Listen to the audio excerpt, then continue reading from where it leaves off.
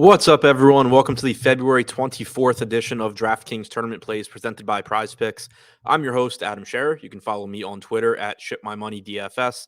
And as a reminder, you get one free month of Awesemo Plus Platinum when you sign up and make a deposit at Prize Picks. Be sure to use the code Awesemo to receive a 100% first deposit bonus up to $100. We're back from the All-Star break. We have a nice 7-game slate to get us going.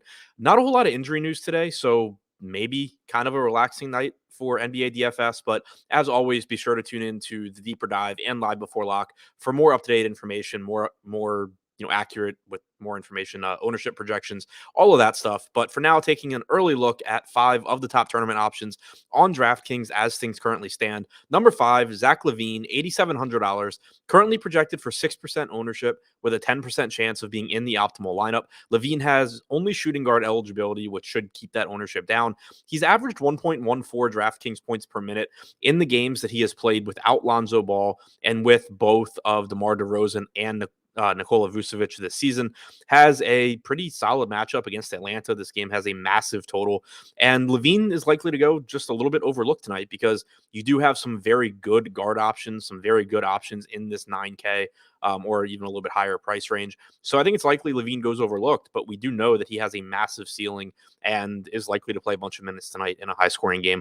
Number 4, Klay Thompson, $6,700, projected for 7% ownership with an 11% chance of being in the optimal lineup. Thompson has a 27.5% usage rate over his last 10 games. The reason I emphasize that is that we did see Thompson come back from injury with just a massive usage rate, in particular in that first game. And with him only having played about 15 games this season, that does still have an impact on his overall numbers. But it's good to see over those last 10 games, which obviously doesn't include that first game back. He still has a 27.5% usage rate. You're likely to see Thompson play around 30 minutes tonight. He has a very favorable matchup against the Portland Trailblazers. And also, there's just not that many quality options in this price range. I think that there are a lot of very good plays on tonight's slate, but a lot of them are either more expensive or less expensive than Thompson. So getting to him at low ownership actually might kind of give you a little bit different roster construction than a lot of the field as well, which can be nice in large field tournaments. Number 3, Isaiah Roby, $3,700, projected for 9% ownership with a 12% chance of being in the optimal lineup.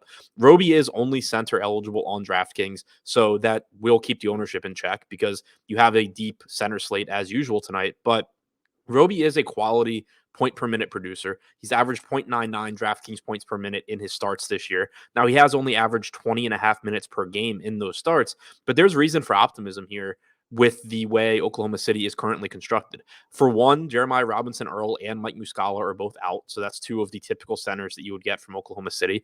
We know that they don't really have any incentive to play Derek Favors a lot of minutes, and Roby's coming off of a game where he played close to 30 minutes, also dealt with some first half foul trouble in that game, or he could have played even more. It seems like Roby's finally getting a shot to play some pretty reliable minutes right now, and in addition to the centers that they're missing, they're also missing Kenrich Williams, so that's just another front court body that isn't going to be out there. I think it's likely that you get plenty of minutes again from Isaiah Roby. He has a difficult matchup against Phoenix, but he is still very inexpensive. Number 2, Anthony Edwards, $7,500. He has shooting guard and small forward eligibility. He's projected for 15% ownership with an 18% chance of being in the optimal lineup. Edwards has seen a price decrease on DraftKings to that $7,500 price tag, and it makes him stand out a little bit more than usual tonight against Memphis. Edwards is typically somebody that I like in tournaments just because of the volatility that comes with his game, but this decrease in price tag just makes him look a little bit safer as well. In the games he's played with D'Angelo Russell and Karl Anthony Towns this season, Edwards has averaged 1.13 DraftKings points per minute in 34.6 minutes per game.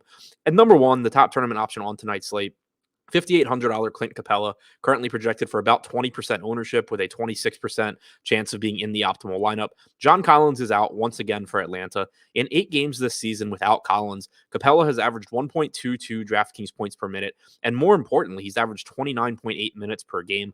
I fully expect him to play around 30 minutes again tonight. He is in a game that's likely to be high scoring against Chicago, and the salary really just hasn't adjusted for the increase in playing time without John Collins.